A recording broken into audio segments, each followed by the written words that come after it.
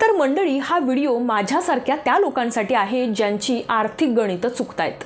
Personal finance हा विषय ज्यांच्या पल्ले पडत नाहीये. पैसे तर कमावतायत पण काहीतरी गणतंय. पैशाकडे नक्की कसं पाहायचं म्हणजे ही आर्थिक गुंतागुंत सुटेल?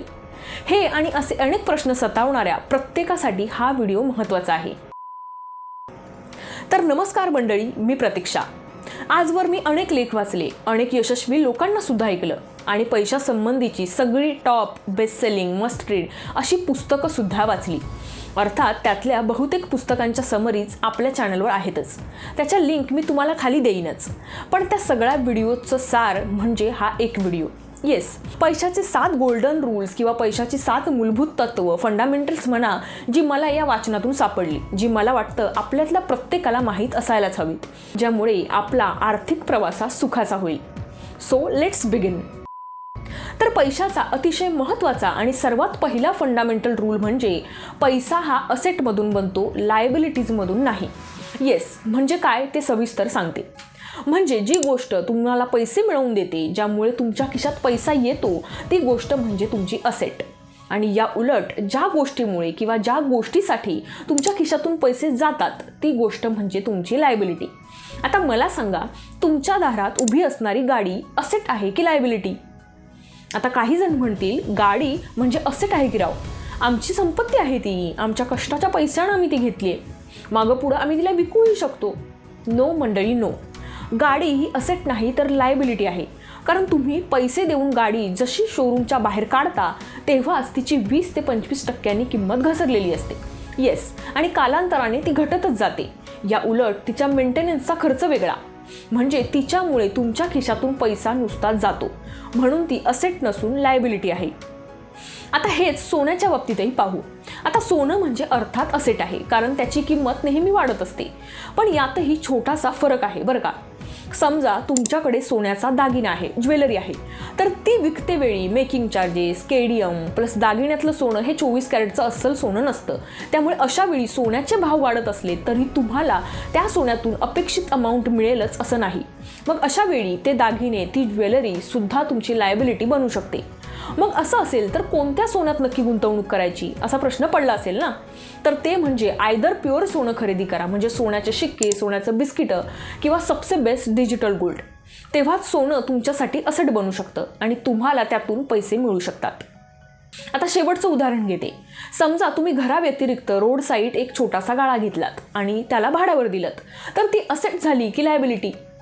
आता काही जण म्हणतील ती लायबिलिटी आहे, कारण त्याचा मेंटेनन्स कॉस्ट, मग भाडेकरूंना शोधा, त्यांच्याकडून भाडं वसूल करा, म्हणजे कष्टच की. नो, तुमचा भाड्यावर दिलेला छोटासा का होईना तो गाळा तुमचा असेट आहे, कारण त्यातून घर बसल्या तुम्हाला भाडंही मिळतं आहे आणि प्रॉपर्टीचे भाव वर्षानुवर्षे वाढत असल्यामुळे त्याचाही फायदा तुम्हाला आहेच की. तर एकंदरीत प्रत्येक श्रीमंत व्यक्ती हा अशा पद्धतीने विचार करत असतो. रादर म्हणूनच तर तो श्रीमंत होतो. आपली प्रत्येक गुंतवणूक ही आपली असेटच असली पाहिजे यावर त्याचा अधिकाधिक भर असतो. तर आता मी असेट आणि लायबिलिटीची 3 उदाहरणं तुम्हाला सांगितली की नाही. आता तुम्ही मला सांगा, तुमचं ड्रीम होम हे तुमचं असेट आहे की लायबिलिटी? सोपं आहे, पटकन कमेंट करून सांगा. आता नंबर 2, तुमच्या कमाईपेक्षा कमी खर्च करा. Spend less than you earn. आता काही जण म्हणतील, हे काय सांगतेस ग तू, कॉमन सेन्स आहे ना, स्वतःच्या कमाईपेक्षा जास्त कसं काय कोणी खर्च करेल? पण मंडळी, असं होतंय. कसं ते सांगते. मंडळी, ज्या मार्केटमध्ये आपल्याला उधारी मिळणं सोपं असतं ना, तिथे या गोष्टी सहजतेने घडतात. जसं की क्रेडिट कार्डच्या माध्यमातून, लोन थ्रू, बाय नाऊ पे लेटर सारख्या स्कीममधून. अशी कितीतरी माध्यमं आहेत ज्यामुळे आज आपल्याकडे पैसे नसतानाही किंवा आपला इन्कम तेवढा नसतानाही आपण ती गोष्ट विकत घेतो, कारण उधारी मिळणं सोपं झालंय. मंडळी, तुम्हाला विश्वास बसणार नाही, पण भारतातले 70% आयफोन हे EMIवर घेतले जातात. म्हणजे तुम्ही विचार करा की आपण नक्की काय करतोय. अशा कितीतरी गोष्टी आहेत. याने होतं काय, तर आपले खर्च आपल्या कमाईची मर्यादा केव्हा ओलांडतात हे आपल्यालाच कळत नाही आणि मग आर्थिक चणचण सुरू होते. पैशांची ओढाताण, मानसिक ताण आणि आर्थिक दुष्टचक्र. या उलट जे श्रीमंत आहेत ना, त्यांनी हीच बेसिक गोष्ट लक्षात घेतलेली असते की आपला इन्कम किती आहे, त्यानुसार आपण किती खर्च करू शकतो आणि जर एखादी गोष्ट सध्या आपल्या बजेटमध्ये नसेल तर काय केल्यावर, म्हणजे सेव्हिंग, इन्व्हेस्टमेंट करून जेव्हा ती गोष्ट आपण अफोर्ड करू शकतो तेव्हाच ती गोष्ट ते खरेदी करतात. पुढचा रूल माझ्या आवडीचा आणि आर्थिक बाबतीतला सर्वात महत्त्वाचा रूल आहे, तो म्हणजे नंबर 3 50-30-20 बजेट प्रिन्सिपल. येस, म्हणजे तुम्ही जे काही कमवत असाल, मग ते 10,000 असोत किंवा 10 लाख, पण त्यांची विभागणी कशी करायची? तर त्यातले 50% खर्च करायचे तुमच्या गरजांमध्ये. मग त्यात असेल रेंट, इफ तुम्ही रेंटवर राहत असाल तर, बाकी सगळ्या प्रकारचे बिल्स, EMI, तुमच्या खाण्यापिण्याचा खर्च आणि इतर गरजा ज्यांच्याशिवाय तुम्ही जगू शकत नाही. उरलेले 30% खर्च करायचे तुमच्या इच्छापूर्तीसाठी. मग त्यात असतील तुमच्या आवडीची गॅजेट्स, नवीन कपडे, ट्रिप्स, क्लबिंग आणि जे जे तुम्हाला करावंच वाटतं ते या बजेटमध्ये राहून करायचं. लक्षात घ्या, आपल्याला हे बजेट क्रॉस करायचं नाही आहे. आता 50% झालं, 30% झालं. आता उरलेले 20% आपल्याला लाँग टर्म असेट्समध्ये गुंतवायचे आहेत, ज्यातून तुम्हाला रेग्युलर इन्कम मिळत राहील. मग तो डिव्हिडंडच्या रूपात असेल किंवा इंटरेस्टच्या रूपात, ज्यामुळे भविष्यात येणाऱ्या मोठ्या खर्चांचं फार टेन्शन तुम्हाला घ्यायची गरज नाही.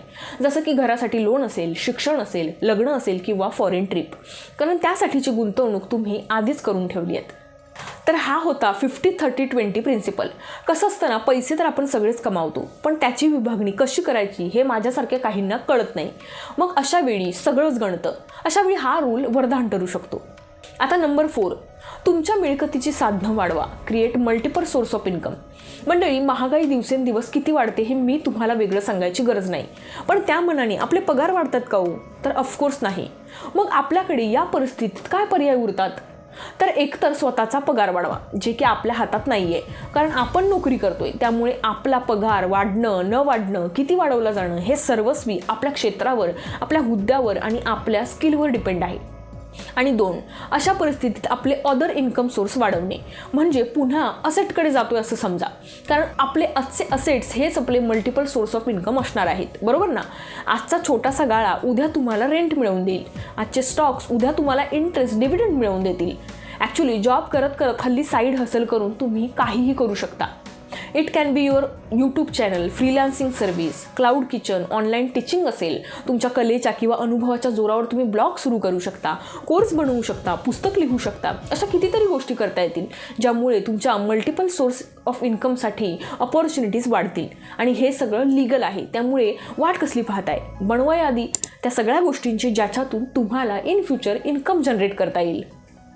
आता नंबर 5, जगातलं 8वं आश्चर्य म्हणजेच पॉवर ऑफ कंपाऊंडिंग. या एका टॉपिकवर 1 डझनभर पुस्तकं तरी मार्केटमध्ये सापडतील. आता असं काय आहे बुवा यात ते सांगते. समजा मी आता तुमच्यासमोर 2 पर्याय ठेवले. एकतर आता लगेच मी तुम्हाला 5 करोड देते, ते तुम्ही घ्या. किंवा दुसरा ऑप्शन म्हणजे आज मी तुम्हाला 1 रुपया देईन, उद्या 2 रुपये, परवा 4 रुपये, असं दुप्पट करत करत पुढचा 1 महिना मी तुम्हाला पैसे देत राहीन. आता मला सांगा, तुम्ही या 2 पैकी काय पर्याय निवडाल? आता इफ मी पुस्तकं वाचत नसते तर मी म्हणाले असते की मला पहिला ऑप्शन आवडेल, मला 5 करोड रुपये देऊन टाका. पण मी तसं आत्ता करणार नाही, कारण मी पुस्तकं वाचते की नाही.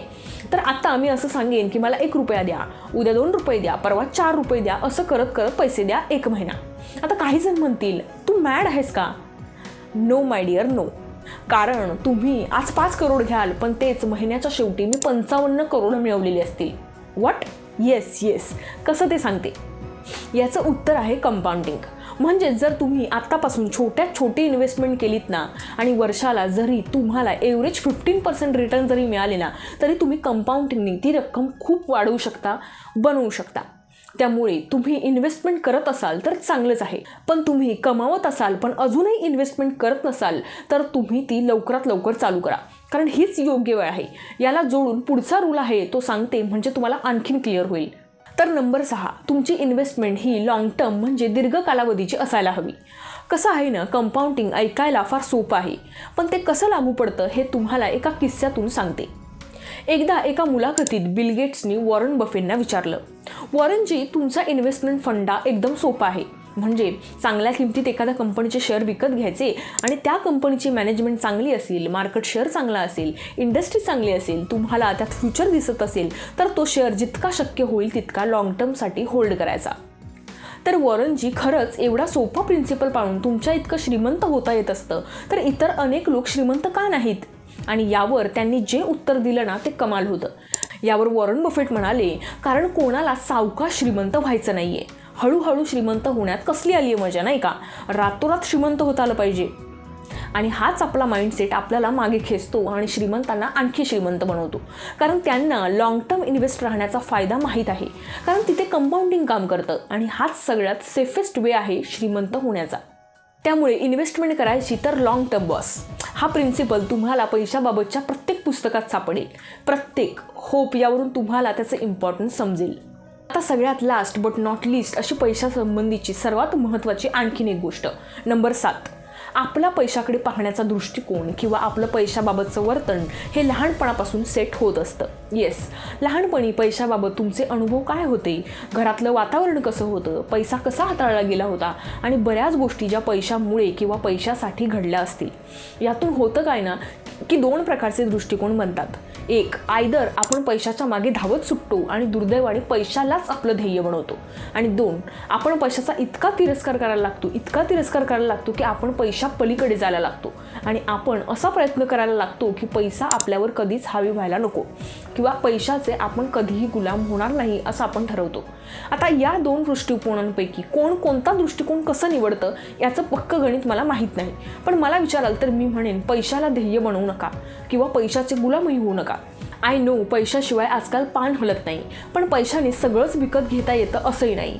बॅलन्स करूयात आपण या गोष्टी, नवनवीन एक्सपेरिमेंट करूयात आणि सगळ्या अंगांनी समृद्ध व्हायचा प्रामाणिक प्रयत्न करूयात असं मला वाटतं.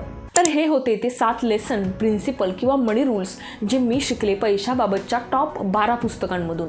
यातल्या बहुतेक पुस्तकांच्या समरी चॅनलवर आहे, ज्याच्या लिंक मी खाली देते. त्याही चेक करा, तेही व्हिडिओ पहा फॉर मोर डिटेल्स. बाकी हा व्हिडिओ आवडला असेल तर जरूर लाईक करा, कमेंट करा आणि तुमच्या मित्रांना सुद्धा हा व्हिडिओ आवर्जून शेअर करा. आणि जर तुम्ही चॅनलवर नवीन असाल तर लगेच आपल्या या चॅनलला सबस्क्राईब करून टाका. त्याने मला मोटिवेशन मिळत राहील. भेटूया पुन्हा एकदा एका नवीन व्हिडिओत. तोपर्यंत वाचत राहा आणि वाचलेलं शेअर करायला, फॉलो करायला अजिबात विसरू नका. Thanks for watching.